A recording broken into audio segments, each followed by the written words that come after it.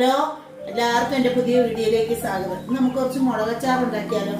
അതിനായിട്ട് ഞാനിവിടെ 1/4 കിലോ മുളക് എടുത്തിട്ടുണ്ട്, കുറച്ച് വാളംപുളി പിഴിഞ്ഞെടുത്തിട്ടുണ്ട്, 2 കഷ്ണം ശർക്കര ഉരുക്കിയെടുത്തു, കടുക്, ഉലുവ, മുളക് പൊടി, മഞ്ഞൾപ്പൊടി, അച്ചാർ പൊടി. ഇനി നമുക്കൊരു ചട്ടി അടുപ്പത്ത് വെച്ചിട്ട് മുളക് വറുത്തെടുക്കാം.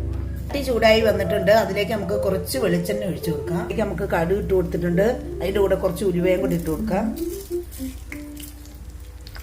കടുക് പൊട്ടി വന്നു, അതിലേക്ക് നമുക്ക് മുളക് ഇട്ട് കൊടുക്കാം.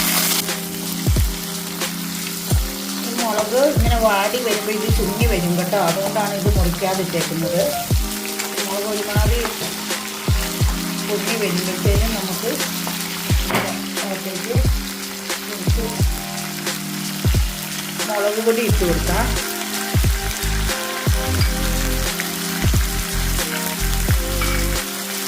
കുറച്ച് മഞ്ഞൾപ്പൊടി ഇട്ട് കൊടുക്കാം.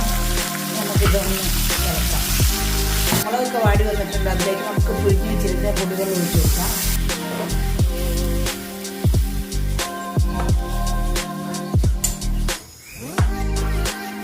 നമ്മുടെ മുളകൊക്കെ പുളിവെള്ളത്തിൽ കിടന്ന് നന്നായി തിളച്ച് വരുന്നുണ്ട്. അതിൻ്റെ കൂടെ നമ്മൾ ഉരുക്കി വെച്ചിരിക്കുന്ന ശർക്കരയും കൂടെ ഒഴിച്ചു കൊടുക്കാം.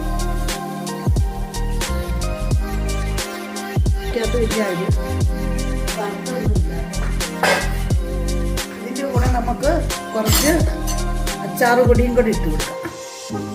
ഇനി ഇതിൻ്റെ അകത്ത് കിടന്ന് ഇത് നന്നായി തിളച്ച് വറ്റി നമുക്ക് എടുക്കാം.